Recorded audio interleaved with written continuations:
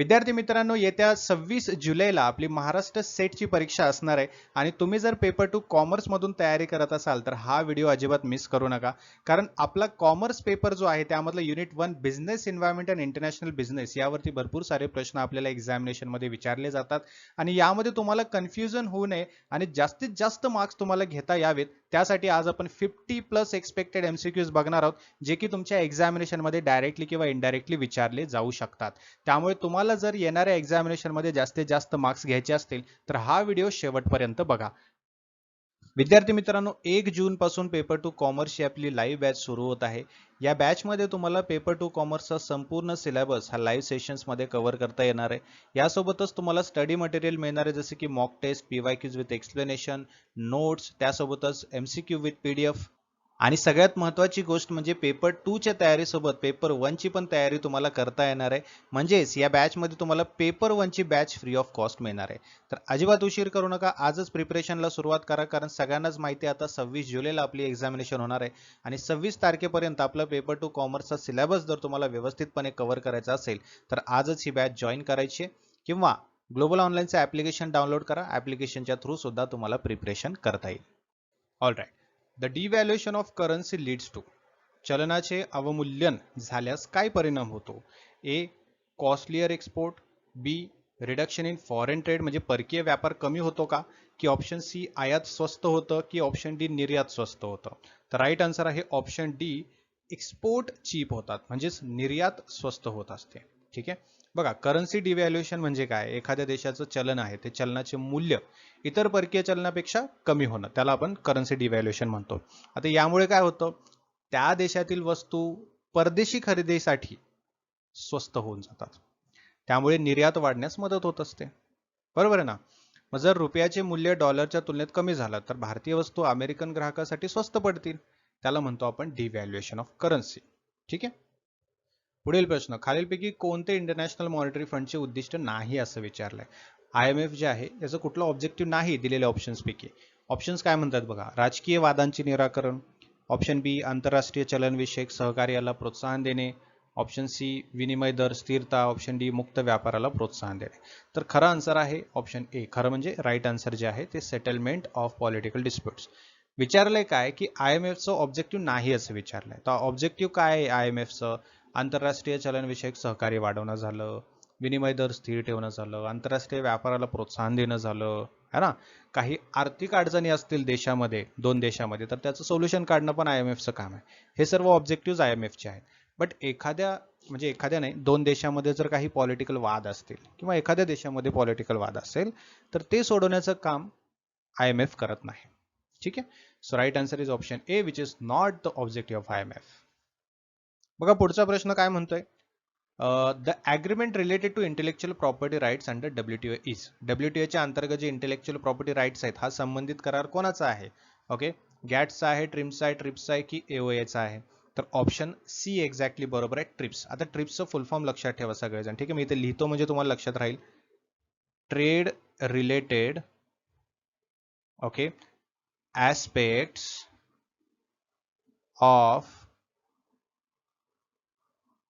intellectual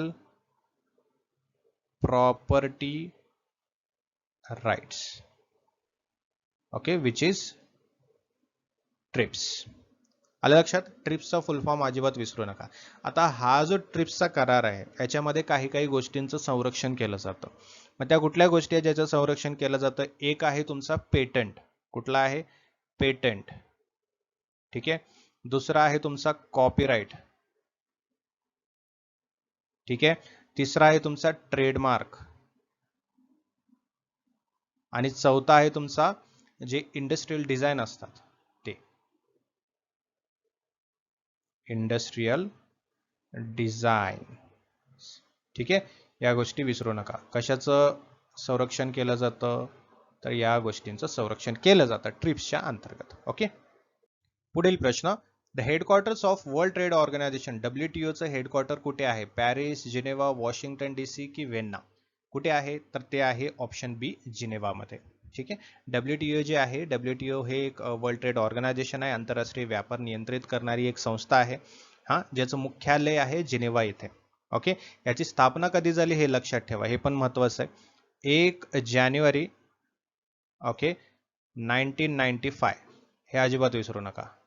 examination पर्स्पेक्टिव्हने अत्यंत महत्वाचं आहे. ओके, नेक्स्ट क्वेश्चन बघा. Dot dot dot is not a feature of globalisation. Okay, आता ग्लोबलायझेशनचा कुठला दिलेल्या ऑप्शन्स पैकी फीचर नाही असं सांगितलंय. आता त्यासाठी आपल्याला ग्लोबलायझेशन काय आहे हे माहिती पाहिजे, बरोबर आहे की नाही. आता ग्लोबलायझेशन म्हणजे काय असतं, जगामध्ये जे काही व्यापार होतात, प्रत्येक देशामध्ये जे काही व्यापार होतात, गुंतवणूक होते, तंत्रज्ञान आहे, टेक्नॉलॉजी आहे, बरोबर आहे, जी काही इन्फॉर्मेशन आहे त्यांचा मुक्त प्रवाह, okay, free of transmission, right, हे वाढवणं म्हणजे ग्लोबलायझेशन असतं.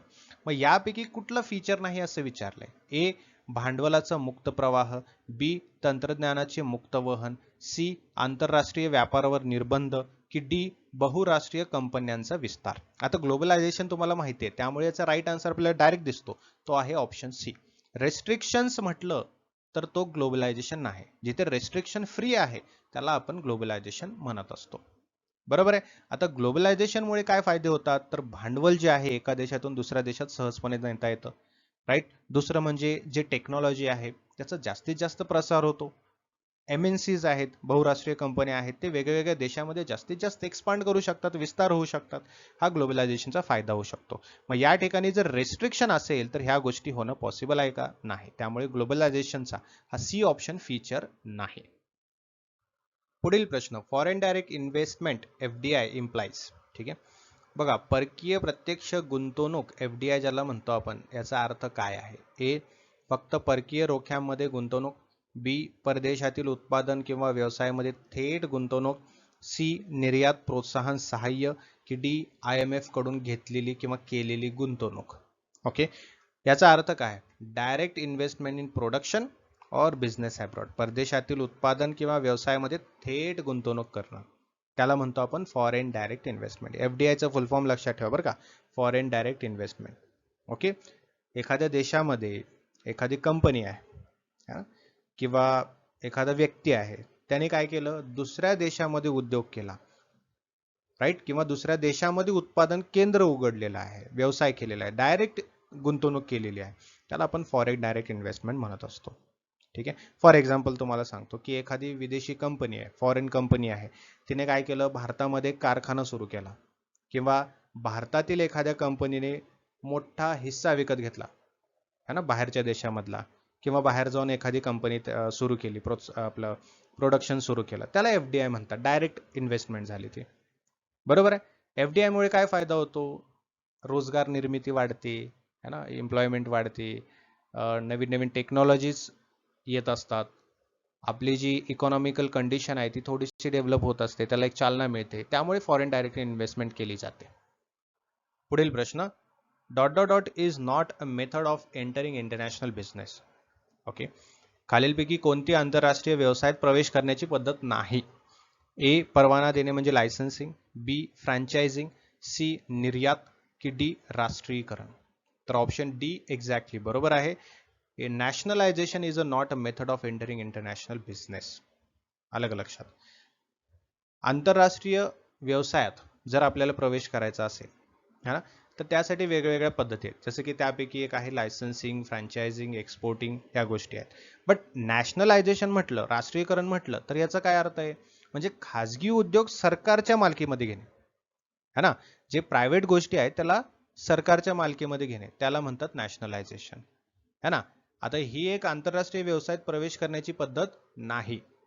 ओके, लायसन्सिंग, फ्रँचायझिंग, एक्सपोर्टिंग हे सर्व पद्धती आहेत इंटरनॅशनल बिझनेसमध्ये एंटर करण्यासाठी है ना. बट नॅशनलायझेशन काय, नॅशनलायझेशन म्हणजे प्रायव्हेटला गव्हर्नमेंट करून टाकणं, पब्लिक करून टाकणं. ठीक आहे.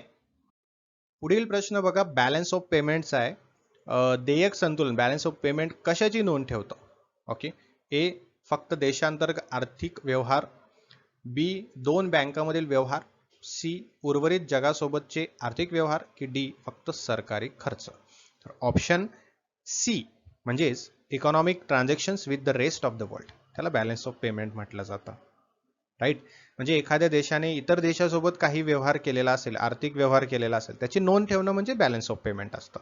आता यामध्ये खूप गोष्टींचा समावेश आहे, त्या गोष्टी लक्षात ठेवायच्या. एक म्हणजे आयात आणि निर्यात. ठीक आहे, एक म्हणजे आयात आणि निर्यात, दुसरं म्हणजे परकीय गुंतवणूक, तिसरं म्हणजे कर्ज व्यवहार, चौथा म्हणजे सर्व्हिस, राईट, आणि पाचवं म्हणजे तुमचं रेमिटन्सेस, त्याला म्हणतो आपण जे परदेशातून रक्कम येत असते त्याला रेमिटन्सेस म्हणतो. या सर्व गोष्टी बॅलन्स ऑफ पेमेंटमध्ये येतात. ओके, म्हणजे आपल्या देशाचा जागतिक देशाबरोबर है ना जो काही आर्थिक व्यवहार होतो त्याच्या जो नोंदी ठेवल्या जातात ते बॅलन्स ऑफ पेमेंट असतं.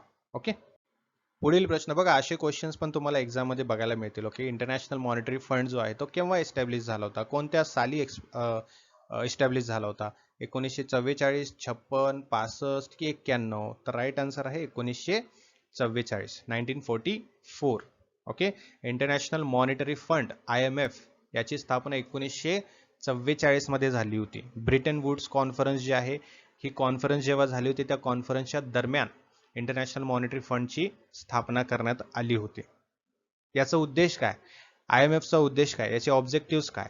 एक तर आंतरराष्ट्रीय आर्थिक व्यवहार सांभाळणं किंवा स्टेबल करणं, त्यासोबत जे काही मेंबर कंट्री आहेत त्यांना मॉनिटरी फंड देणं किंवा मॉनिटरी हेल्प करणं, पैशाची मदत करणं, राईट, त्यासोबतच जे जागतिक व्यापार आहे त्याला प्रोत्साहन देणं, या सर्व गोष्टी कोण करत असतं, IMF करत असतं. आणि सगळ्यात महत्वाची गोष्ट, याचं हेडक्वार्टर कुठे आहे, याचं हेडक्वार्टर आहे वॉशिंग्टन मध्ये,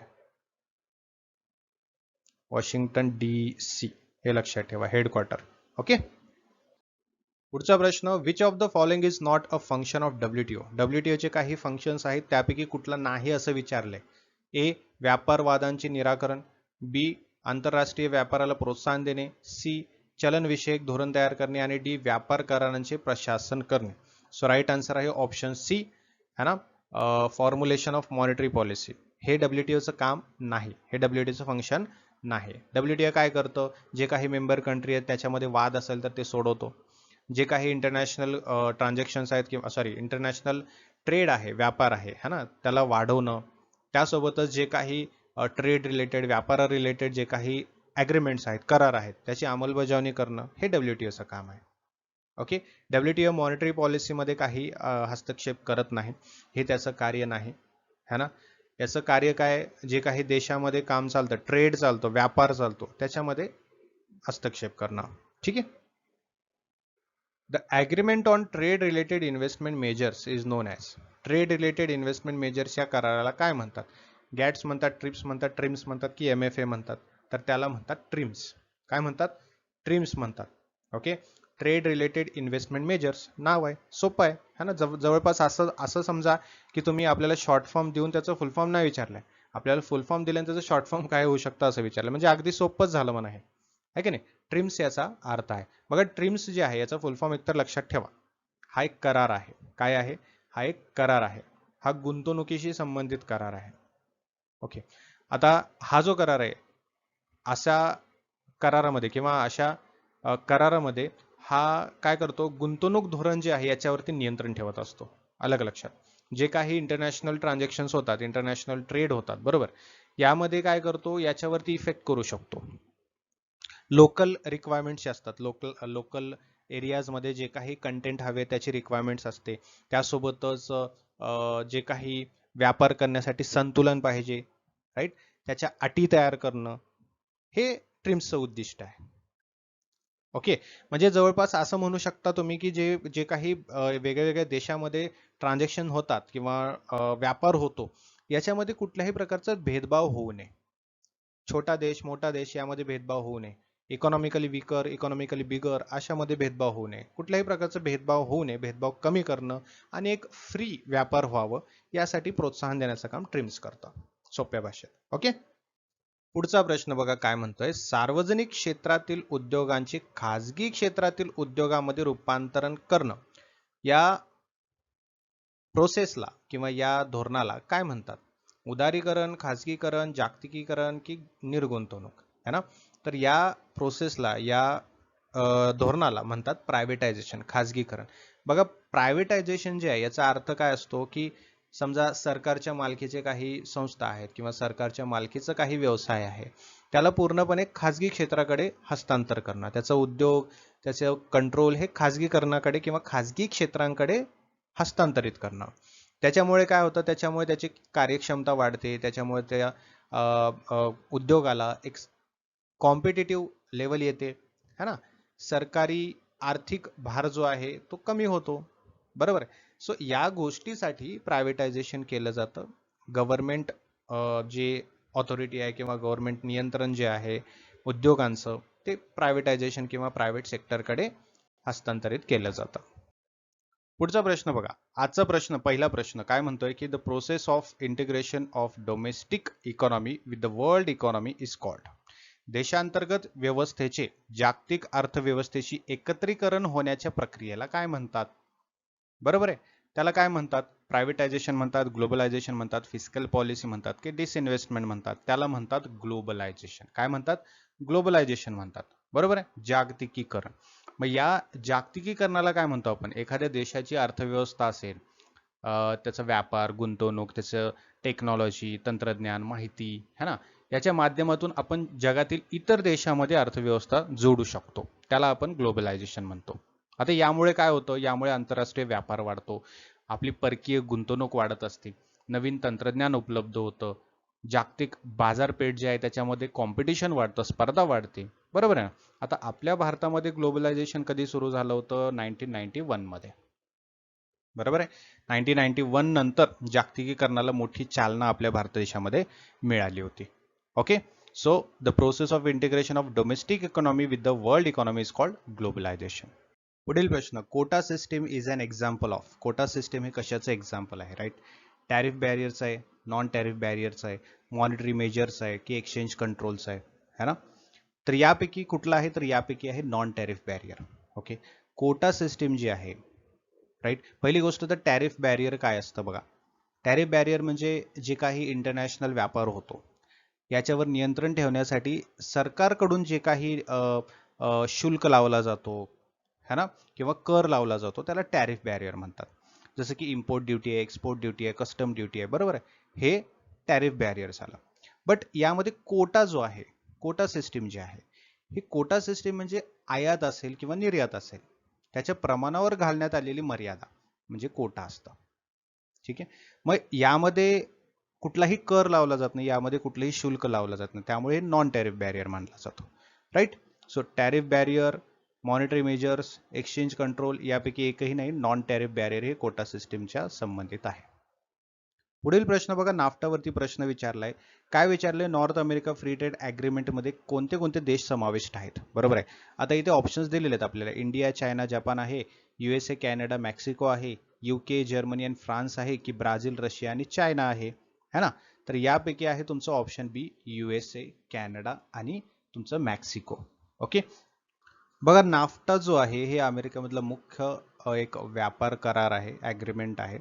यामध्ये 3 देश सहभागी होते, जसं की US आहे, कॅनडा आहे आणि मेक्सिको आहे. ओके. नाफ्टा ही जी संघटना आहे किंवा हे जे ॲग्रीमेंट आहे याचा उद्देश काय होता की जे काही मेंबर कंट्रीज आहेत त्यामध्ये जो व्यापार होत आहे त्यामध्ये अडथळे कमी करणं, है ना. जे मेंबर कंट्रीजमध्ये व्यापार होतो, इंटरनॅशनल व्यापार होतो, त्यामध्ये जे काही अडथळे येत असतील ते अडथळे कमी करून आपल्याला एक ओपन किंवा एक मुक्त व्यापार करायचा आहे, त्यासाठी प्रोत्साहन देण्याचं काम हे नाफ्टा ॲग्रीमेंट करत होतं.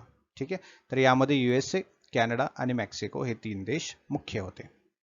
पुढे, the exchange rate determined by market forces is known as. बाजारातील मागणी आणि पुरवठ्याच्या शक्तींनी निश्चित होणाऱ्या विनिमय दराला काय म्हणतात?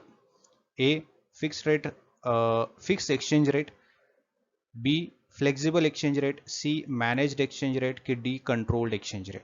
सो त्याचा राईट आन्सर आहे option B, that is flexible exchange rate. Okay. आता फ्लेक्झिबल एक्सचेंज रेट जे आहे, लवचिक विनिमय दर. ओके. हे कसा विनिमय दर आहे, हे कसा एक्सचेंज रेट आहे, जो की बाजारामध्ये जे काही डिमांड होते किंवा बाजारामध्ये जे काही सप्लाय होतं, डिमांड अँड सप्लाय होतो, त्याच्या आधारावरती ठरत असतो. ओके.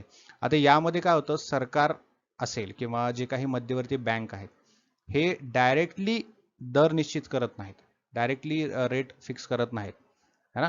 परकीय चलन आहे, परकीय चलनाची मागणी असेल, उपलब्धता असेल, यावर दर बदलत राहतो, यावरती चेंजेस होत राहणार. बट डायरेक्टली बँक आणि सरकार यामध्ये निश्चित करत नाही. ओके. फॉर एक्झाम्पल, जर अमेरिकन डॉलरची मागणी वाढली तर डॉलरचा विनिमय दर वाढू शकतो. असं त्याचा अर्थ आहे, राईट. सो इथे कशाने फिक्स होतं बघा, इथे फिक्स होतो तुमच्या डिमांड अँड सप्लायने. ओके, मार्केट फोर्सेस काय असतं, डिमांड अँड सप्लाय असतं, त्या फोर्सेसने डिटरमाइन होतं एक्सचेंज रेट.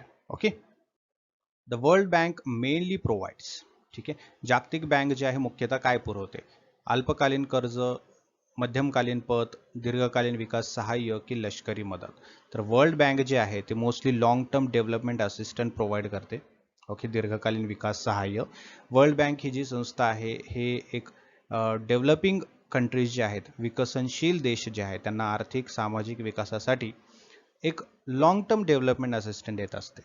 ओके, आता जागतिक बँकमध्ये कुठल्या कुठल्या गोष्टी असतात जे की त्या गोष्टींसाठी किंवा त्या क्षेत्रामध्ये ही जागतिक बँक मदत करते, तर त्यामध्ये एकतर आहे पायाभूत सुविधा, ओके, इन्फ्रास्ट्रक्चर डेव्हलपमेंट आहे, शिक्षण आहे, आरोग्य आहे, गरिबी निर्मूलन आहे, ग्रामीण विकास आहे, या सर्व गोष्टींमध्ये मदत करत असते, है ना. त्यामुळे मुख्य उद्देश कुठला आहे म्हटलं वर्ल्ड बँकचा, तर आर्थिक विकास आणि जीवनमान सुधारण्यासाठी मदत करणं. ठीक आहे. पुढील प्रश्न आहे तुमचा फेमावरती. Was enacted in India in the year. भारतामध्ये फेमा कोणत्या वर्षी लागू करण्यात आला होता? 1973, 85, 91 की 99? राईट आन्सर आहे 1999 मध्ये. ठीक आहे. फॉरेन एक्सचेंज मॅनेजमेंट ऍक्ट हे लक्षात ठेवा. काय आहे? Foreign exchange management act. ठीक आहे, 1999. बरोबर आहे ना. तो सो हा जो फेमा आहे हा भारतामध्ये 1999 मध्ये लागू करण्यात आला होता. हा कायदा काय करतो? परकीय चलन व्यवहार जो आहे त्याच्यामध्ये व्यवस्थापन बघतो, त्याच्यावरती नियंत्रण करतं आणि या गोष्टी सुलभ करतं, है ना. यामध्ये सुलभता आणण्यासाठी काम करतं. ओके, आता फेरा ज्याला म्हणतो आपण फॉरेन एक्सचेंज रेग्युलेशन ऍक्ट, है ना. फेमाने काय केलं? अगोदर फेरा चालायचा म्हणजे फॉरेन एक्सचेंज रेग्युलेशन ऍक्ट हा कायदा होता, त्याला ओव्हरकम केलं, त्याला रिप्लेस केलं फेमाने. ठीक आहे, फॉरेन एक्सचेंज मॅनेजमेंट ऍक्टने. ओके, आता फेमाचे उद्दिष्टे पण लक्षात ठेवा, जसं की परकीय व्यापाराला प्रोत्साहन देणं झालं, परकीय चलन बाजारामध्ये व्यवस्थापन करणं, है ना, सुरळीत करणं, या सर्व गोष्टी फेमाचं काम करतात. सॉरी, फेमा हे काम करत असतं. ओके, लक्षात राहू द्या. पुढचा प्रश्न आहे, याचं उत्तर तर तुम्हाला यायलाच पाहिजे कारण आत्ताच आपण डिस्कस केलं. डॉट डॉट डॉट रिप्लेस्ड फेरा इन इंडिया. भारतामध्ये फेरा हा जो ऍक्ट आहे याला कोणी रिप्लेस केलं? MRTP ऍक्टने केलं, फेमाने केलं, कंपनीज ऍक्टने केलं की सेबी ऍक्टने केलेलं आहे? तर याला रिप्लेस केलेला आहे फेमाने. बरोबर, आत्ताच आपण सांगितलं. फॉरेन एक्सचेंज रेग्युलेशन ऍक्ट हा एक जुना कायदा आहे. ठीक आहे, परकीय चलन नियंत्रण कायदा आहे, राईट. याची जागा कोणी घेतली? याची जागा घेतली फेमाने, जो की एक परकीय चलन नियंत्रण कायदाच आहे, फॉरेन एक्सचेंज मॅनेजमेंट ऍक्ट आहे. ठीक आहे, तो होता फॉरेन एक्सचेंज रेग्युलेशन ऍक्ट, हा आहे foreign exchange management act, right. FEMA कायदा 1999 मध्ये लागू करण्यात आला होता. फेरा हा जो कायदा आहे हा एकदम कठोर नियंत्रण करणारा कायदा होता असं मानला जायचं. आणि फेमा जो आहे तो जास्त फ्लेक्झिबल आहे, जास्त व्यवस्थापनावरती फोकस करतो आणि सुरळीत कामं करण्यावरती जास्त फोकस करतो. ठीक आहे. Which of the following is not a tariff barrier? ठीक आहे, या खाली दिलेल्या ऑप्शन्स पैकी असं कुठला एक ऑप्शन आहे ज्याला आपण टॅरिफ बॅरियर आहे असं म्हणू शकत नाही, तो टॅरिफ बॅरियर नाहीये. म्हणजे 3 असे ऑप्शन्स आहेत जे की टॅरिफ बॅरियर आहेत आणि एक असा आहे की तो टॅरिफ बॅरियर नाहीये, तो नॉन टॅरिफ असणार आहे. मग यापैकी कुठला आहे? आता ह्या सर्वच गोष्टी आपण डिस्कस केलेल्या याच सेशनमध्ये केलेल्या, याच व्हिडिओमध्ये केल्या. सो याचा अर्थ तुम्हाला याचा आन्सर पण यायला पाहिजे. आता import duty, export duty, custom duty हे कशाचे एक्झाम्पल आहेत मी तुम्हाला सांगितलं, टॅरिफ बॅरियरचे एक्झाम्पल आहेत. कोटा हा जो आहे हा कोटा कशाचा एक्झाम्पल आहे? कोटा हा तुमचा नॉन टॅरिफ बॅरियरचा एक्झाम्पल आहे. अलग लक्षात, नॉन टॅरिफ बॅरियरचा एक्झाम्पल असल्यामुळे इथे कोटा सी ऑप्शन एक्झॅक्टली बरोबर येतो. कारण प्रश्नच आपल्याला विचारलंय की नॉन टॅरिफ बॅरियर कुठला आहे. बरोबर आहे ना. नॉट अ टॅरिफ बॅरियर म्हणजे नॉन टॅरिफ बॅरियर, तो कोटा आहे. ओके, कोटा जे आहे याच्यामध्ये कर लावला जात नाही, त्याऐवजी काय करतात, आयात निर्यात वस्तूंच्या प्रमाणावर मर्यादा घातली जाते, है ना. मर्यादा घातली जाते म्हणजे एवढाच प्रमाणामध्ये किंवा एवढीच क्वांटिटी तुम्ही काय करू शकता, आयात किंवा निर्यात करू शकता, त्याला कोटा म्हणतो. एवढाच कोटा तुम्ही आयात किंवा निर्यात करू शकतो, याच्यामध्ये कर किंवा शुल्क लावला जात नाही, त्याला नॉन टॅरिफ बॅरियर म्हणतो. ठीक आहे. The headquarters of IMF is, IMF जे आहे इंटरनॅशनल मॉनिटरी फंड, याचं हेडक्वार्टर कुठे आहे, याचं मुख्यालय कुठे आहे? जिनेवामध्ये आहे, पॅरिसमध्ये आहे, वॉशिंग्टन DC मध्ये आहे की लंडनमध्ये आहे? तर याचं हेडक्वार्टर जे आहे ते आहे वॉशिंग्टन DC मध्ये. ओके, कुठे आहे? Washington DC. हे असे प्रश्न अजिबात इग्नोर करू नका, असे अजिबात काय म्हणतात त्याला, मिस करायचं नाहीये. ठीक आहे, फोकस करायचं याच्यावरती. आता इंटरनॅशनल मॉनिटरी फंड हे वॉशिंग्टन DC मध्ये आहे. याची स्थापना कधी झाली? याची स्थापना आपण बघितलं मागच्या सेशनमध्ये पण 1944 मध्ये याची स्थापना झाली होती. ठीक आहे, आर्थिक मदत करणं, त्यासोबतच जे चलन आहे ते स्थैर्य करणं, आंतरराष्ट्रीय आर्थिक सहकार्य प्रदान करणं, या सर्व गोष्टी IMF चे मुख्य काम आहेत. ठीक आहे, तर IMF चं मुख्यालय कुठे आहे? IMF चे मुख्यालय आहे वॉशिंग्टन DC मध्ये. पुढील प्रश्न असा आहे की GATS agreement under WTO is related to. आता गॅट्स करून एक ॲग्रीमेंट आहे, त्याचं नाव आहे general agreement on trade in services. Okay, आता हा प्रश्न काय म्हणतोय, हा जो गॅट्स WTOच्या अंडर येतो तो कशाशी संबंधित आहे? Agriculture, textile trade, trade in services की इन्व्हेस्टमेंट मेजर? आता त्याच्या नावातच लिहिलेलं आहे की बाबा general agreement on trade in services, तो ऑब्व्हियसली तो कशाशी संबंधित असणार आहे? Trade in services, right. मग हा करार सेवांच्या आंतरराष्ट्रीय व्यापाराशी संबंधित आहे, बरोबर. याचा उद्देश काय? जसं की मेंबर कंट्रीज आहे त्यांना सेवांच्या व्यापारात प्रोत्साहन देणे, जे काही सर्व्हिसेस असतात या सर्व्हिस सेक्टरमध्ये अडथळे कमी करणे, जे काही कॉम्पिटिशन असतं ते कॉम्पिटिशन क्लायमेट जो आहे, कॉम्पिटिशन एन्व्हायरमेंट जो आहे, तसं एन्व्हायरमेंट तयार करणं, निर्माण करणं, जेणेकरून फ्री ऑफ ट्रेड होईल, बरोबर आहे ना. सो हे वर्ल्ड ट्रेड ऑर्गनायझेशन याच्या अंतर्गत जो गॅट्स ॲग्रीमेंट आहे त्याचे उद्दिष्टे असे आहेत, हे लक्षात ठेवायचं आहे. पुढचा प्रश्न अत्यंत महत्वाचा आहे, जर तुम्ही नेट देत असाल किंवा सेट देत असाल दोन्हीसाठी महत्वाचा आहे. इथे एक विचारलंय की टर्म डम्पिंग मीन्स, डम्पिंग करून एक टर्म आहे, त्याचा अर्थ काय? A, selling goods at a high price abroad, म्हणजे परदेशामध्ये जास्त किमतीने विकणं, की option B selling goods below cost in a foreign market, किंवा जे काही परदेशी बाजार आहे त्याच्यामध्ये वस्तू खर्चापेक्षा कमी किमतीत विकणं, ऑप्शन सी रेस्ट्रिक्टिंग एक्सपोर्ट, निर्यातीवर निर्बंध आणणे, की ऑप्शन डी इम्पोर्ट सबस्टिट्यूशन, म्हणजे आयातवरती पर्याय निर्माण करणे. तर डम्पिंगचा अर्थ असा होतो की समजा एखाद्या देशाने किंवा एखाद्या कंपनीने त्यांचं जे काही उत्पादन आहे, जे काही फायनल गुड्स आहेत ते बाहेरच्या देशामध्ये कमी किमतीत विकलं, किंवा जे काही उत्पादन करण्याचा जो खर्च आलेला आहे त्या खर्चापेक्षा कमी किमतीत विकलं, तर त्याला डम्पिंग असं म्हटलं जातं. ओके, मग याचा हे करण्याचा उद्देश काय, हे का करते कंपनी असं? तर परदेश व्यापार जो आहे किंवा बाहेर देशातलं जे मार्केट आहे है ना, त्या मार्केटमध्ये एंट्री करण्यासाठी, ते मार्केट मिळवण्यासाठी, त्या मार्केटमध्ये काबीज करण्यासाठी, जे काही स्थानिक स्पर्धक आहेत त्यांना कमकुवत करण्यासाठी, जे काही मार्केट आहे त्या मार्केटवरती कंट्रोल आणण्यासाठी, हे असे टेक्निक्स, डम्पिंग टेक्निक्स जे आहे ते वापरले जातात. ठीक आहे, so dumping means what? Dumping म्हणजे उत्पादन करताना जो खर्च आलाय त्याच्या खर्चाचे कमी किमतीमध्ये वस्तू विकणं, त्याला डम्पिंग असं म्हटलं जातं. पुढील प्रश्न, which of the following is not component of business environment? खालीलपैकी कोणता व्यवसाय पर्यावरणाचा घटक नाही? A, economic environment, B political environment, C technological environment आणि डी पर्सनल एन्व्हायरमेंट. है ना, ऑब्वियस आहे, सोपा प्रश्न आहे. ऑप्शन डी पर्सनल एन्व्हायरमेंट असा कुठलाही प्रकारचा एन्व्हायरमेंट नसतो, बरोबर ना. इकॉनॉमिक एन्व्हायरमेंट असतो, पॉलिटिकल असतो, टेक्नॉलॉजिकल असतो.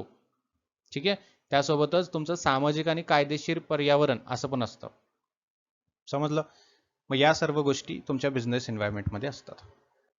Next question, the new economic policy in India was introduced in. भारतामध्ये नवीन आर्थिक धोरण, न्यू इकॉनॉमिक पॉलिसी कोणत्या वर्षी सुरू झाली होती? 1980 मध्ये, 1985 मध्ये, 1991 मध्ये की 2000 मध्ये? तर ती झाली होती 1991 मध्ये. ठीक आहे, भारतामध्ये न्यू इकॉनॉमिक पॉलिसी 1991 मध्ये लागू झाली होती, आणि या काळामध्ये भारताला खूप गंभीर अशा पद्धतीचा आर्थिक संकटाचा सामना करावा लागला होता.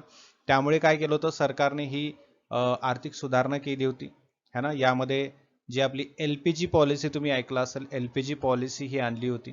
LPG याचा अर्थ आहे लिबरलायझेशन, प्रायव्हेटायझेशन अँड ग्लोबलायझेशन. आता याच्यामुळे आपल्या भारताला खूप फायदा झाला होता. जे काही परकीय गुंतवणूक आहे ते वाढल्या, जे काही उद्योग आहेत त्याच्यावरती निर्बंध कमी झाले, आपलं भारतीय अर्थव्यवस्था जी आहे है ना, ते जागतिक बाजारामध्ये जोडली गेली. हा खूप मोठा फायदा भारताच्या बिझनेसला किंवा भारताच्या आर्थिक स्थितीला झाला होता. LPG policy 1991 in India. पुढचा प्रश्न अत्यंत महत्वाचा आहे. काय म्हणतोय की सेबी स्टँड फॉर, सेबीचं पूर्ण रूप म्हणजे फुल फॉर्म काय आहे त्याचा. ठीक आहे, security and exchange board of India आहे का, की stock exchange bureau of India आहे, की security exchange bank of India आहे, की share exchange board of India आहे. तर याचा राईट आन्सर आहे option A, that is security and exchange board of India. Okay, SEBI हे आपल्या भारतामधली एक भांडवली बाजार आहे, कॅपिटल मार्केट जे आहे है ना, किंवा शेअर मार्केट ज्याला आपण म्हणतो, याच्यावरती नियंत्रण करणारं कुठलं बोर्ड आहे म्हटलं तर ते आहे तुमचं सेबी. ओके, आता सेबीची स्थापना कशासाठी केली होती, तर जे काही गुंतवणूक आपण करतो, इन्व्हेस्टमेंट आपण करतो, ते इन्व्हेस्टमेंटला प्रमोट करण्यासाठी, त्यामध्ये सिक्युरिटी निर्माण करण्यासाठी, शेअर मार्केट जे आहे हे पूर्णपणे ट्रान्सपरंट राहावं याची पूर्ण देखरेख करण्याचं काम जे आहे ते सेबी करत असतं. राईट, म्हणजे शेअर मार्केट आहे याचं नियम, रूल्स, गुंतवणूकदार आहेत यांचं संरक्षण करणं, याच्यामध्ये कुठलाही गैरव्यवहार होऊ नये. बरोबर आहे, जे काही कॅपिटल मार्केट आहे याचा डेव्हलपमेंट जास्तीत जास्त व्हावं यासाठी सेबी कार्यरत आहे. ठीक आहे, सो सेबी लक्षात ठेवा, security and exchange board of India. पुढील प्रश्न, the policy relating to export and import is known as. ठीक आहे, एक्सपोर्ट आणि इम्पोर्टसाठी एखादी पॉलिसी आहे तर त्याला काय म्हणतात, है ना, industrial policy, fiscal policy, Exim policy की मॉनिटरी पॉलिसी. तर सोपं आहे, एक्झिम पॉलिसी. आता एक्झिमचा अर्थ काय बघा, याच्यामध्ये दोन दोन गोष्टी डिवाइड करायच्या, EX आणि IM. EX म्हणजे एक्सपोर्ट आणि EM म्हणजे इम्पोर्ट, असा त्याचा अर्थ आहे, एक्सपोर्ट आणि इम्पोर्ट. ठीक आहे, एक्सपोर्ट आणि इम्पोर्ट पॉलिसी हे आपलं जे काही एक्सपोर्ट किंवा इम्पोर्ट आहे याच्याशी संबंधित एक सरकारी धोरण आहे.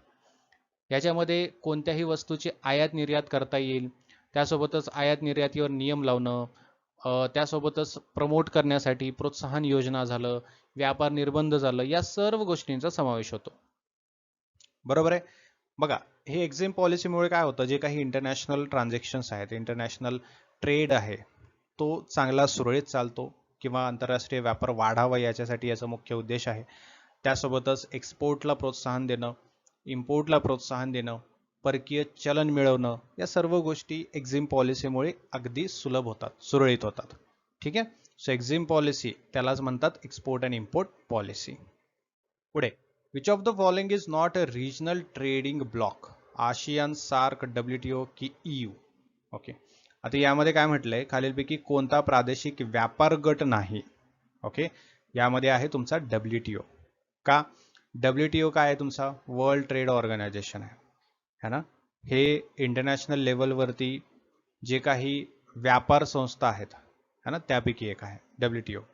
राईट, ते पूर्ण जगामध्ये जितके काही देश आहेत, जितके काही देश व्यापार करतात, इंटरनॅशनल व्यापार करतात, त्या देशांसाठी हे WTO काम करतं. त्यामुळे हे रिजनल ट्रेडिंग ब्लॉक नाही. आता आशियान आहे, आशियानचं फुल फॉर्म काय, association of south east Asian nations है ना, दक्षिण पूर्व आशियाई देशांचा हा गट आहे. Right, south Asian association for regional cooperation, SAARC ज्याला म्हणतो आपण, हे दक्षिण आशियाई देशांचा गट आहे. युरोपियन युनियन, EU ज्याला आपण म्हणतो है ना, हे युरोपियन देशांचा प्रादेशिक गट आहे. ठीक आहे, सो हा कुठला ट्रेडिंग ब्लॉक नाहीये, WTO ट्रेडिंग ब्लॉक नाहीये, बाकीचे ट्रेडिंग ब्लॉक तुम्ही बोलू शकता. ठीक आहे, म्हणजेच व्यापार गट आहे असं बोलू शकता. पुढील प्रश्न अगदी महत्वाचा प्रश्न आहे तुमच्या एक्झामिनेशन पर्स्पेक्टिव्हने, कारण यावरती प्रश्न एक्झामिनेशन मध्ये दरवर्षी बघायला मिळतोच. ठीक आहे, बघा काय म्हटलंय, the concept of comparative cost advantage was propounded by. Comparative cost advantage theory अशी एक थेरी आहे, ही कोणी मांडलेली आहे, Adam Smith, David Ricardo, Marshall की किनेस. याचा राईट आन्सर आहे option B, David Ricardo. David रिकार्डोने कंपॅरेटिव्ह कॉस्ट ॲडव्हान्टेज थेरी मांडलेली आहे. आता ह्याचा सिद्धांत काय म्हणतो, याची थेरी काय म्हणते, की एखाद्या देशाने त्या वस्तूंचे उत्पादन आणि निर्यात करावं ज्यामध्ये त्याला तुलनात्मक दृष्ट्या कमी खर्च येतो. ठीक आहे, म्हणजे एखाद्या देशाला एखाद्या वस्तूच्या उत्पादनामध्ये किंवा निर्यात करताना जर कमी खर्च येत असेल तर त्याच वस्तूचं त्यांनी काय केलं पाहिजे, उत्पादन किंवा निर्यात केली पाहिजे. ठीक आहे, आता हा जो सिद्धांत आहे कंपॅरेटिव्ह कॉस्ट ॲडव्हान्टेज थेरी जी आहे, हे इंटरनॅशनल लेवलच्या जे ट्रेड होतात त्याच्यामध्ये अगदी महत्त्वाचा मानला जातो है ना, कारण यामुळे देशांचे स्पेशलायझेशन जे आहेत ते त्यांना जास्त वापरता येऊ शकतात. अलग लक्षात, त्यामुळे हे थेरी जी आहे ते इंटरनॅशनली खूप महत्त्वाची आहे. पुढचा प्रश्न, जॉईंट व्हेंचर मीन्स संयुक्त उपक्रम म्हणजे काय? गव्हर्नमेंट ओनरशिप ऑफ बिझनेस, की business owned by one country only, की option C collaboration between two or more business firms, or exporting without investment. काय असू शकतं जॉईंट व्हेंचर? जॉईंट व्हेंचर म्हणजे ऑप्शन सी, दोन किंवा अधिक व्यावसायिक संस्थांमधील सहकार्य, म्हणजे दोन किंवा त्याच्यापेक्षा जास्त है ना कंपनी जर असतील, त्या कंपन्यांनी एखादा व्यवसाय असेल, एखादा प्रकल्प असेल, एखादा उद्योग असेल, राईट, त्याचं एकत्रितपणे चालवलं गेलेलं कार्य म्हणजे तुमचं जॉईंट व्हेंचर आहे. याच्यामध्ये भांडवल असेल, तुमची टेक्नॉलॉजी असेल, तुमचे स्किल्स असतील, है ना, हे एकत्रितपणे केले जातात. हे एकत्रित करतात आणि तसं काम केलं जातं.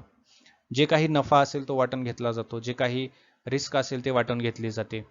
नवीन नवीन बाजारपेठा असतील तिथं प्रवेश करायला सोपं पडतं, बरोबर आहे. त्याला जॉईंट व्हेंचर असं म्हटलं जातं. ओके. आता भारताच्या दृष्टिकोनातून जर बघितलं तर भारतीय आणि विदेशी कंपनी है ना, समजा नवीन एक बिझनेस करत असतील, किंवा बिझनेस नाही म्हणता येणार, एखादा प्रोजेक्ट करत असतील, तर त्याला आपण जॉईंट व्हेंचर म्हणत असतो. समजलं? असं जॉईंट व्हेंचरचा अर्थ होतो. All right. The devaluation of currency leads to, चलनाचे अवमूल्यन झाल्यास काय परिणाम होतो? A, costlier export, B, reduction in foreign trade म्हणजे परकीय व्यापार कमी होतो का, की ऑप्शन सी आयात स्वस्त होतं, की ऑप्शन डी निर्यात स्वस्त होतं? तर राईट आन्सर आहे ऑप्शन डी, एक्सपोर्ट चीप होतात, म्हणजेच निर्यात स्वस्त होत असते. ठीक आहे. बघा, करन्सी डिव्हॅल्युएशन म्हणजे काय? एखाद्या देशाचं चलन आहे, ते चलनाचे मूल्य इतर परकीय चलनापेक्षा कमी होणं, त्याला आपण करन्सी डिव्हॅल्युएशन म्हणतो. आता यामुळे काय होतं? त्या देशातील वस्तू परदेशी खरेदीसाठी स्वस्त होऊन जातात, त्यामुळे निर्यात वाढण्यास मदत होत असते, बरोबर आहे ना. मग जर रुपयाचे मूल्य डॉलरच्या तुलनेत कमी झालं तर भारतीय वस्तू अमेरिकन ग्राहकासाठी स्वस्त पडतील, त्याला म्हणतो आपण डिव्हॅल्युएशन ऑफ करन्सी. ठीक आहे. Multinational corporation generally operate in, याचं उत्तर आहे option C, more than one country. ठीक आहे. मल्टीनॅशनल कॉर्पोरेशन जे आहे त्याला आपण MNC म्हणतो, है ना. या अशा कंपन्या असतात ज्या एका देशात मुख्यालय ठेवतात आणि अनेक देशामध्ये व्यवसाय करत असतात. ठीक आहे. अशा कंपन्या काय करतात? ज्यांचं उत्पादन केंद्र वेगवेगळ्या देशामध्ये असू शकतं, त्यांचं जागतिक बाजारपेठेत व्यापार करू शकतात, परकीय गुंतवणूक जास्त असते, तंत्रज्ञान है ना, या सर्व गोष्टींचं हस्तांतरण सुद्धा होत असतं, कारण त्यांचे बिझनेसेस वेगवेगळ्या देशामध्ये असतात, right. So MNC means more than one country, the business is operating in more than one country. पुढील प्रश्न, खालीलपैकी कोणते इंटरनॅशनल मॉनिटरी फंडचे उद्दिष्ट नाही असं विचारलंय? IMF जे आहे याचं कुठलं ऑब्जेक्टिव्ह नाही दिलेल्या ऑप्शन्स पैकी. ऑप्शन्स काय म्हणतात बघा, राजकीय वादांचे निराकरण, ऑप्शन बी आंतरराष्ट्रीय चलनविषयक सहकार्याला प्रोत्साहन देणे, ऑप्शन सी विनिमय दर स्थिरता, ऑप्शन डी मुक्त व्यापाराला प्रोत्साहन देणे. तर खरं आन्सर आहे ऑप्शन ए. खरं म्हणजे राईट आन्सर जे आहे ते सेटलमेंट ऑफ पॉलिटिकल डिस्प्युट्स. विचारलंय काय की IMFचं ऑब्जेक्टिव्ह नाही असं विचारलंय. तर ऑब्जेक्टिव्ह काय आहे IMFचं? आंतरराष्ट्रीय चलनविषयक सहकार्य वाढवणं झालं, विनिमय दर स्थिर ठेवणं झालं, आंतरराष्ट्रीय व्यापाराला प्रोत्साहन देणं झालं, है ना. काही आर्थिक अडचणी असतील देशामध्ये, दोन देशामध्ये, तर त्याचं सोल्युशन काढणं पण IMFचं काम आहे. हे सर्व ऑब्जेक्टिव्ह IMFचे आहेत. बट एखाद्या नाही, दोन देशामध्ये जर काही पॉलिटिकल वाद असतील किंवा एखाद्या देशामध्ये पॉलिटिकल वाद असेल तर ते सोडवण्याचं काम IMF करत नाही. ठीक आहे. So right answer is option A, which is not the objective of IMF. Next, the term disinvestment means, disinvestment या संज्ञेचा अर्थ काय आहे? A, expansion of public sector, सार्वजनिक क्षेत्राचा विस्तार, बी, परकीय भांडवलाची आयात, ठीक आहे. त्यानंतर ऑप्शन सी, सार्वजनिक उद्योगामधील सरकारी शेअरची विक्री, की परदेशात गुंतवणूक करणे. डिसइन्व्हेस्टमेंट, बरोबर आहे ना. डिसइन्व्हेस्टमेंटचा अर्थ काय? डिसइन्व्हेस्टमेंट म्हणजे selling the government shares in public enterprises. काय? Selling the government shares in public enterprises, right. म्हणजे बघा, डिसइन्व्हेस्टमेंट निर्गुंतवणूक म्हणजे काय? सरकारने सार्वजनिक क्षेत्रातील उद्योगामधील आपला काही जो हिस्सा आहे, आपला जो काही थोडाफार हिस्सा आहे, थोडाफार किंवा जास्त, किती काही हिस्सा असणार, हिस्सा जो आहे किंवा शेअर्स जे आहेत ते विकून टाकणे, त्याला डिसइन्व्हेस्टमेंट म्हणतात, बरोबर आहे. म्हणजे इन्व्हेस्टमेंट करून जे काही आपण गोष्टी घेतल्या होत्या, इन्व्हेस्टमेंट करून आपण जे काही इन्व्हेस्ट करून ठेवलं होतं ते आता आपण काय करणार आहे? विकून टाकणार आहे, त्याला डिसइन्व्हेस्टमेंट म्हणतात. ओके. मग सरकारला याच्यातून निधी मिळतो, है ना, पैसा मिळतो, सार्वजनिक उद्योगाची कार्यक्षमता वाढते, खाजगी क्षेत्राचा सहभाग वाढतो, त्याला डिसइन्व्हेस्टमेंट म्हणतो आपण. ठीक आहे. समजा फॉर एक्झाम्पल तुम्हाला सांगतो, सरकार जर एखाद्या सरकारी कंपनीतील काही टक्के शेअर्स खाजगी गुंतवणुकीत केले, म्हणजे खाजगी गुंतवणूकदारांना दिले समजा, तर त्याला डिसइन्व्हेस्टमेंट म्हटलं जातं. ठीक आहे. पुढे, which among the following is not a feature of multinational corporations. Okay, खालीलपैकी कोणती बहुराष्ट्रीय कंपन्यांचे वैशिष्ट्य नाही असं विचारलंय. ओके, ऑप्शन्स बघा, मर्यादित तंत्रज्ञान हस्तांतरण, मोठ्या प्रमाणातील कार्यक्षेत्र, अनेक देशांमध्ये कार्य करणे, की केंद्रीकृत नियंत्रण, त्यालाच म्हणतो आपण सेंट्रलाइज्ड कंट्रोल. ठीक आहे. मग इथे काय विचारलंय तुम्हाला, मल्टीनॅशनल कॉर्पोरेशनचा कुठला फीचर नाही असं विचारलंय. तर यापैकी ऑप्शन ए जो आहे तो अगदी बरोबर आहे. मर्यादित तंत्रज्ञान हस्तांतर म्हणजे restricted technology transfer. Technology transfer restrict केलं जात नाही, इथे उलट सुलभ केलं जातं. ठीक आहे. तंत्रज्ञान जे आहे है ना, त्याचं जास्तीत जास्त देवाणघेवाण होत असतं, त्यामुळे इथं ऑप्शन ए जो आहे तो अगदी चुकीचा ठरतो आहे. ठीक आहे, बरोबर आहे. MNCचं मुख्य उद्दिष्ट काय आहे? मोठ्या मोठ्या प्रमाणावर व्यवसाय संचालन करणं, अनेक देशामध्ये कार्य करणं, जे काही हेडक्वार्टर्स आहेत त्यांना सेंट्रलाइज करणं म्हणा, जे काही टेक्नॉलॉजीज आहेत त्याचं ट्रान्सफर करणं म्हणा, हस्तांतरण करणं म्हणा, हे MNCचं काम आहे. ठीक आहे. बट ए ऑप्शन म्हणतो की हस्तांतरण केलं जात नाही, मग हे चुकीचं आहे, त्यामुळे ऑप्शन ए इथे बरोबर येतो. पुढील प्रश्न, SAARC was established in the year. आता सार्क काय, south Asian association for regional cooperation, आपण पाहिलं होतं राईट. मग हे केव्हा इस्टॅब्लिश झालेलं आहे? 1995, 2001, 1985 की 1991? So right answer is option 1985. 1985 मध्ये हे इस्टॅब्लिश झालं होतं. ओके, हे दक्षिण आशियातील देशांचं एक प्रादेशिक संघटना आहे. ठीक आहे. सार्कचं प्रमुख उद्दिष्ट काय, जर असा प्रश्न असेल तर तुम्हाला माहिती पाहिजे. जसं की जे काही मेंबर कंट्रीज आहेत त्याच्यामध्ये जे काही ट्रेड होतं त्याच्यामध्ये सहकार्य वाढवणं, आर्थिक किंवा सामाजिक विकास असेल त्याला चालना देणं, जे काही मेंबर कंट्रीज आहेत त्यांचं रिलेशन मेंटेन ठेवणं, सहकार्य वाढवणं, हे सार्कचं काम आहे. ठीक आहे. सार्कचं मुख्यालय कुठे तुम्हाला माहिती आहे? हे आहे इथे. कुठे? लक्षात ठेवा, काठमांडू. ठीक आहे. पुढील प्रश्न तसा तर अगदी सोपा प्रश्न आहे. Which of the following is not included in liberalisation, privatisation and globalisation LPG पॉलिसीमध्ये? ठीक आहे. Nationalisation, liberalisation, privatisation, globalisation. तर ऑब्व्हियसली नॅशनलायझेशन है ना. LPG म्हणजे काय? LPG म्हणजे लिबरलायझेशन, प्रायव्हेटायझेशन अँड ग्लोबलायझेशन. यापैकी व्यतिरिक्त किंवा या व्यतिरिक्त म्हटलं तर कुठलं आहे? नॅशनलायझेशन. ठीक आहे. आता नॅशनलायझेशन काय असतं की एखादा उद्योग असेल, एखादा व्यवसाय असेल, ते सरकारच्या मालकीच्या खाली आणणं, त्याला नॅशनलायझेशन म्हणतात. हा, म्हणजे सरकारच्या मालकीमध्ये करून घेणं, त्याला नॅशनलायझेशन म्हणतात. आणि त्यालाच जर खाजगी मालकीचं करणं किंवा खाजगी कंपन्यांकडे देणं उद्योग, त्याला म्हणतात प्रायव्हेटायझेशन. पुढे, the main objective of export promotion is to increase import, restrict international trade, reduce foreign exchange earning or earn foreign exchange. What is it? है ना. प्रश्न काय, निर्यात प्रोत्साहनाचा मुख्य उद्देश काय आहे? तर मुख्य उद्देश आहे परकीय चलन मिळवणे. काय आहे? परकीय चलन मिळवणे. आता एक्सपोर्ट प्रमोशनचे मुख्य उद्देश लक्षात ठेवायचे, एकतर फॉरेन एक्सचेंज मिळवणे झालं, त्यासोबतच देशाचा व्यापार वाढवणं झालं, है ना, एम्प्लॉयमेंट वाढवणं झालं, आणि तुमची जी काही इकॉनॉमिकल कंडिशन आहे त्याला डेव्हलप करणं, हे मेन ऑब्जेक्टिव्ह आहे एक्सपोर्ट प्रमोशनचं. पुढील प्रश्न, dot dot dot is not a method of entering international business. Okay, खालीलपैकी कोणती आंतरराष्ट्रीय व्यवसायात प्रवेश करण्याची पद्धत नाही?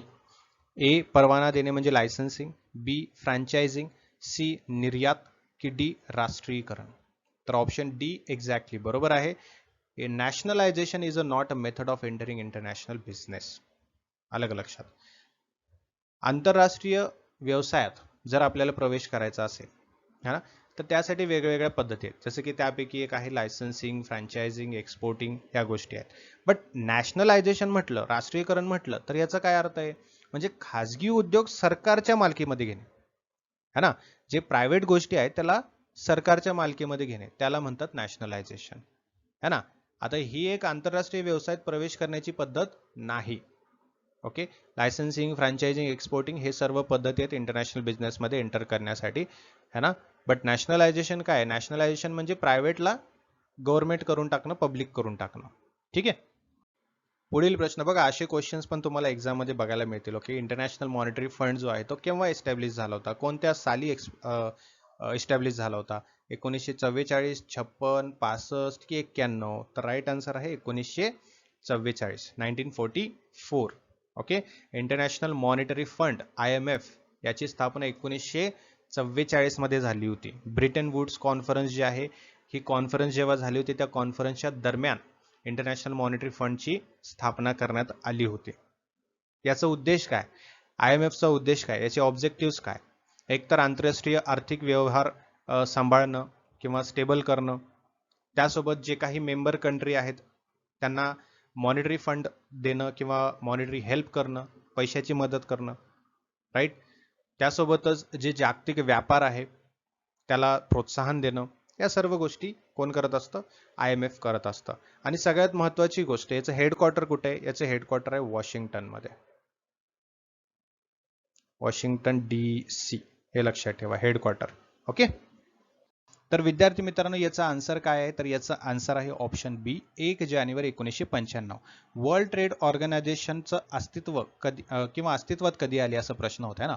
1 जानेवारी 1995 रोजी ही अस्तित्वात आली होती. ही जी संस्था आहे WTO, वर्ल्ड ट्रेड ऑर्गनायझेशन, ही संस्था जागतिक व्यापाराचे नियमन करत असते, प्रोत्साहन करत असते, त्यासाठीच ही स्थापन करण्यात आली होती.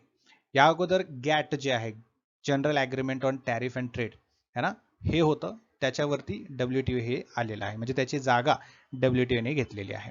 ठीक आहे.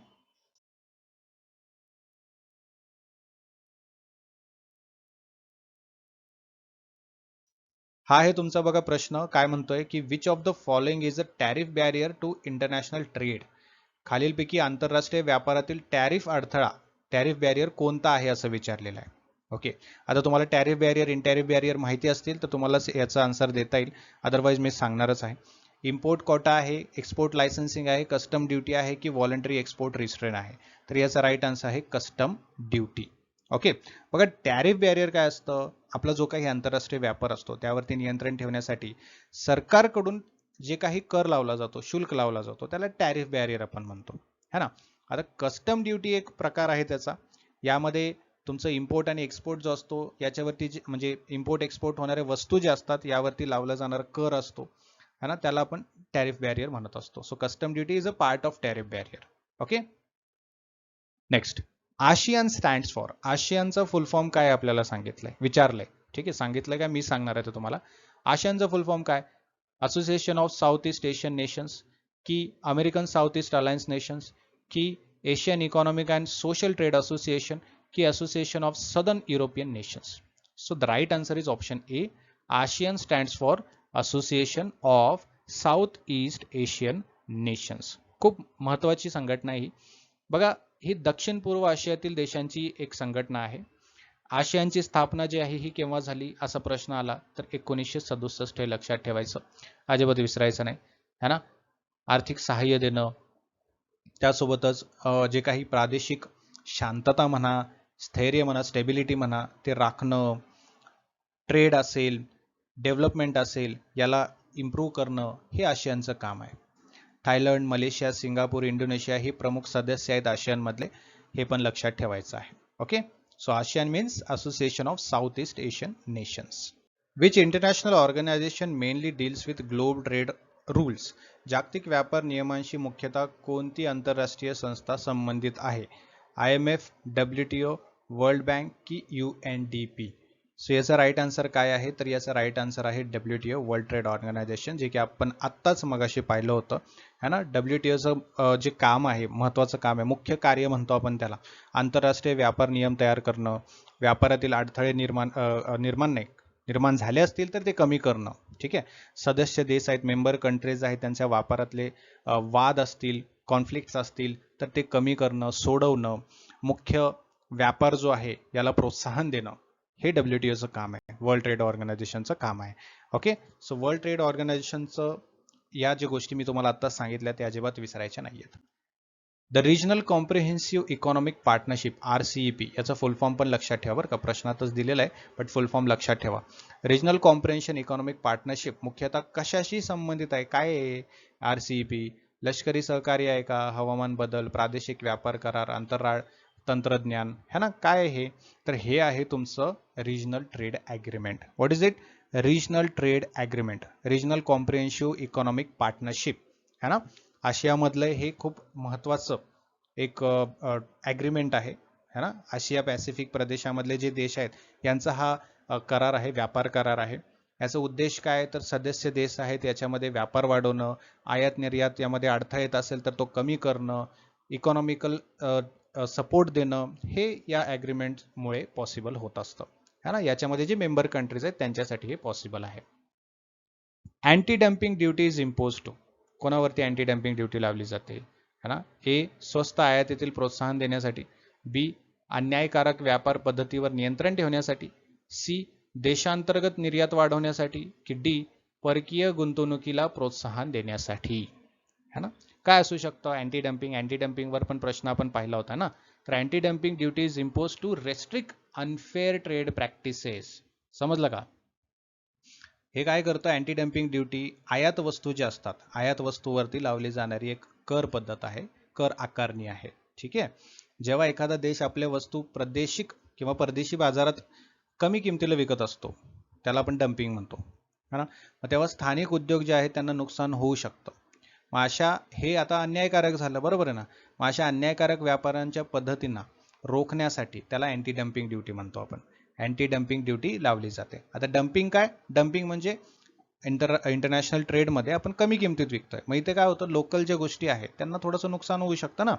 मग हे नुकसान होऊ नये, है ना, या डम्पिंगला अँटी डम्पिंग करायचं आहे म्हणून अँटी डम्पिंग ड्युटी लावली जाते. हे लक्षात ठेवायचं आता. ओके. मग याच्यामुळे काय होतं, जे काही इंटरनॅशनल ट्रेड होत असतात, देशादेशामध्ये जे ट्रेड होतात त्याचं सिक्युरिटी वाढते, है ना? आता इथे अन्याय होत आहे तर त्यामध्ये निष्पक्ष स्पर्धा होत असते जर अँटी डम्पिंग ड्युटी लावली तर, बरोबर आहे ना? ते टिकून राहतं. Okay. Next, which of the following is not a form of regional economic integration? A. Free trade area. B. Customs union. C. Economic union. की डी. Industrial licensing. काय प्रश्न आहे बघा अगोदर. खालीलपैकी कोणता प्रादेशिक आर्थिक एकीकरणाचा प्रकार नाही, म्हणजे रिजनल इकॉनॉमिक इंटिग्रेशनचा प्रकार नाही असं विचारलंय. ठीक आहे.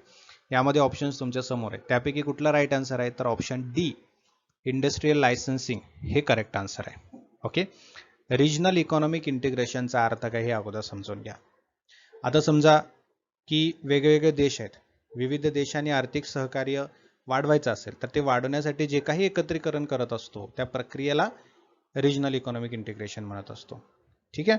मग त्यामध्ये काय काय असू शकतं? फ्री ट्रेड एरिया आहे, कस्टम युनियन आहे, इकॉनॉमिक युनियन आहे, या सर्व गोष्टी याच्यामध्ये येतात, है ना?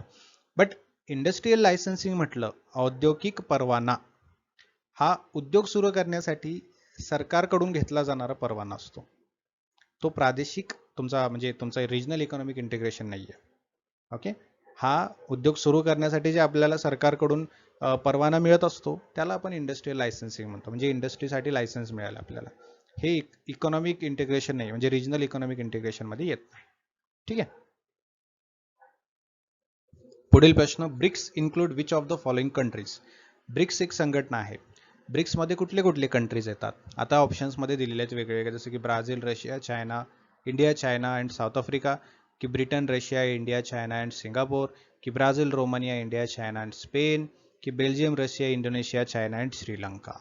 सो ब्रिक्स इज ब्राझील, है ना? बघा, ब्रिक्स म्हणजे काय? Brazil, Russia, India, China and South Africa. This is BRICS. ठीक आहे. ब्रिक्स नावानेच हे झालेलं आहे, म्हणजे या देशांच्या नावानेच हे ब्रिक्स तयार झालेलं आहे. अलग लक्षात, Brazil, Russia, India, China and South Africa, है ना? सेम आहेत. यांचंही तेच काम आहे, आर्थिक सहाय्य वाढवणं, जागतिक जे काय म्हणजे ट्रेड जो होतो या मेंबर कंट्रीजमध्ये, हे आता ब्राझील, रशिया यांच्यामध्ये जो ट्रेड होतो तो सुरळीत होणं, है ना? जागतिक आर्थिक व्यवस्था जी आहे त्याला थोडंसं विकसनशील देशांना जास्त प्रभाव वाढवणं त्यांचं आहे, हे यांचं काम आहे. अलग लक्षात. सो हे महत्वाचं आहे, ब्रिक्समध्ये कुठल्या कुठल्या कंट्रीज हे लक्षात ठेवा. The purpose of imposing import quota is to. आयात कोटा लावण्याचा उद्देश काय आहे? ए. आयात वाढवणे, बी. डम्पिंगला प्रोत्साहन देणे, सी. आयातीचे प्रमाण मर्यादित करणे, की डी. निर्यात कमी करणे. ओके, याचा राईट आन्सर काय असू शकतं? तर याचा राईट आन्सर आहे option C, restrict quantity of imports. Okay, import quota म्हणजे सरकारकडून एखाद्या वस्तूच्या आयातीवर प्रमाणात्मक मर्यादा घालणे. काय घालणे? मर्यादा घालणे म्हणजे लिमिटेशन्स लावणे. एखाद्या इम्पोर्ट गोष्टी असतील त्यावरती सरकार काय करतं? काही लिमिट्स लावत असतं. म्हणजे इतकंच तुम्ही काय करू शकता? इम्पोर्ट करू शकता. क्वांटिटी, तुमची जी क्वांटिटी आहे एवढीच क्वांटिटी तुम्ही इम्पोर्ट करू शकता. हे सरकारने लावलेला प्रबंध असतो, है ना. मग हे कशासाठी करत असतं? मग आपल्या देशांतर्गत जो उद्योग चालत असतो त्याची सिक्युरिटी वाढवण्यासाठी, है ना, लोकल सिक्युरिटी वाढवण्यासाठी. जे काही बाहेरून आलेल्या वस्तू असतात, है ना, त्याचं इम्पोर्ट जास्तीत जास्त होऊ नये. एक्सपोर्ट जास्तीत जास्त झाला तर चालतो, पण इम्पोर्ट कमी व्हावा यासाठी, है ना. आपला जो काही ट्रेड आहे त्याच्यामध्ये बॅलन्स राहण्यासाठी ह्या सर्व गोष्टी सरकारकडून केल्या जातात. ओके, सो इम्पोर्ट कोटा जो आहे तो म्हणजे restrict quantity of imports. Which of the following is an example of non tariff barrier? Custom duty, import quota, export tax की GST? So that is your import quota. ठीक आहे, आत्ताच आपण पाहिलं ना, तो इम्पोर्ट कोटा काय आहे? तो नॉन टॅरिफ बॅरियर आहे, है ना. मग अशी आपण टॅरिफ बॅरियर पाहिलं कस्टम ड्युटी, आता नॉन टॅरिफ बॅरियर पाहिलं इम्पोर्ट कोटा. ठीक आहे, नॉन टॅरिफ बॅरियर म्हणजे काय? जो काही इंटरनॅशनल ट्रेड होत असतो त्याच्यावरती नियंत्रण जर ठेवायचं असेल, है ना, पण नियंत्रण कसं ठेवायचं? कराशिवाय, म्हणजे विदाउट टॅक्स, है ना. सो जे काही विदाउट टॅक्स अडथळा येत असतो त्याच्यावरती जर नियंत्रण ठेवायचं असेल तर ते नॉन टॅरिफ बॅरियर असतो. मग हे नॉन टॅरिफ बॅरियर काय असतो? हा कोटा असतो एक, म्हणजे कोटावरती लिमिटेशन्स, क्वांटिटीवरती लिमिटेशन्स लावलं जातं. त्याला आपण काय म्हणतो? Non tariff barrier, import quota. ठीक आहे. IMF mainly provides assistance for, international monetary fund जे आहे, IMFचा फुल फॉर्म लक्षात ठेवा बरं का, इंटरनॅशनल मॉनिटरी फंड मुख्यतः कोणत्या कारणासाठी मदत पुरवत असते? ॲग्रिकल्चरल डेव्हलपमेंट, कृषी विकासासाठी, बॅलन्स ऑफ पेमेंट डिसइक्विलिब्रियम, म्हणजे बॅलन्स ऑफ पेमेंटमध्ये बॅलन्स ठेवण्यासाठी, है ना, डिसइक्विलिब्रियम होऊ नये म्हणून, की इंडस्ट्रियल लायसन्सिंग, की एक्सपोर्ट प्रमोशन काउन्सिल्स? सांगा. सो राईट आन्सर आहे ऑप्शन बी, करेक्ट आन्सर आहे, है ना. जे काही बॅलन्स ऑफ पेमेंट आहे याच्यामध्ये डिसइक्विलिब्रियम जर असेल, म्हणजेच जे काही देयक संतुलन असेल त्यातील काही त्रुटी असतील तर त्या समस्या सोडवण्यासाठी काही आर्थिक मदत केली जाते IMF कडून, है ना. हे IMFचं काम आहे. त्यासोबतच जे काही इंटरनॅशनल इकॉनॉमिक बॅलन्स ठेवणं असेल, त्यानंतर विनिमय दर असेल ते बॅलन्स ठेवणं असेल, स्थिर ठेवणं, स्टेबल ठेवणं असेल, आंतरराष्ट्रीय चलन सहकार्य वाढवणं असेल, या सर्व गोष्टी IMF करत असतं, इंटरनॅशनल मॉनिटरी फंड. ओके, विसरू नका, वेळ खूप कमी आहे, त्यासाठी 1 जून पासून जी आपली बॅच सुरू होणार आहे पेपर टू कॉमर्सची, ती लवकरात लवकर जॉईन करा, कारण यामध्ये तुमचा संपूर्ण सिलेबस तर कव्हर होणारच आहे आणि संपूर्ण प्रॅक्टिस पण तुमची होणार आहे. यामध्ये तुम्हाला लाईव्ह सेशन्स मिळणार आहेत. जर काही अडचण असेल, लाईव्ह सेशन अटेंड नाही करता आला तर रेकॉर्डेड सेशन पण मिळणार आहे, मॉक टेस्ट मिळणार आहेत, PYQs विथ एक्सप्लेनेशन मिळणार आहेत, कंप्लीट सिलेबस नोट्स मिळणार आहेत, marathon session, doubt clearing session आणि सगळ्यात महत्त्वाचं पेपर 1ची तयारी सुद्धा याच्यामध्ये होणार आहे. म्हणजे पेपर 1ची लाईव्ह बॅच सुद्धा तुम्हाला यामध्ये मिळणार आहे. तर 1 जून पासून आपली बॅच सुरू होत आहे. तुम्ही आजच या बॅचला जॉईन करू शकता. या नंबरवरती व्हॉट्सअप मेसेज किंवा व्हॉट्सअप कॉल करा किंवा ग्लोबल ऑनलाईनचं ॲप्लिकेशन डाउनलोड करा. ॲप्लिकेशनची लिंक मी डिस्क्रिप्शन बॉक्समध्ये दिलेली आहे. त्या व्यतिरिक्त ॲप्लिकेशन कसं डाउनलोड करायचं ते पण मी तुम्हाला सांगतो. बघा, ॲप्लिकेशनच्या थ्रू कसं जॉईन करायचं आहे? प्ले स्टोअरवरती जायचं, ग्लोबल ऑनलाईन ॲप्लिकेशन सर्च करायचं, हा ॲप्लिकेशन दिसेल तो इन्स्टॉल करून घ्यायचा आहे. ओपन केल्यानंतर तुम्हाला इथे खाली एक स्टोअर म्हणून ऑप्शन दिसेल, त्यावरती क्लिक करायचं आहे. स्टोअरमध्ये तुम्हाला एक सर्च बॉक्स दिसेल, सर्च बॉक्समध्ये तुम्ही Maharashtra set paper two commerce search केला की हा कोर्स तुम्हाला दिसेल, त्यावरती क्लिक करायचं आहे, बाय नाव वरती क्लिक करायचं आहे. तुमचा कोर्स तुमच्यासाठी अवेलेबल होऊन जाईल. त्यामध्ये तुम्हाला लाईव्ह सेशन्स दिसतील, जे रेकॉर्डेड सेशन आहे त्याचा पूर्ण कंटेंट दिसेल, स्टडी मटेरियल, सर्व गोष्टी तुम्हाला ॲप्लिकेशनमध्ये मिळून जातील. आणि या व्यतिरिक्त काहीही तुम्हाला प्रश्न विचारायचे असतील तर कमेंट बॉक्समध्ये विचारू शकता. त्याचं सोल्युशन मी तुम्हाला नेक्स्ट सेशनमध्ये देईन. Thank you so much. Have a great day. See you in the next session.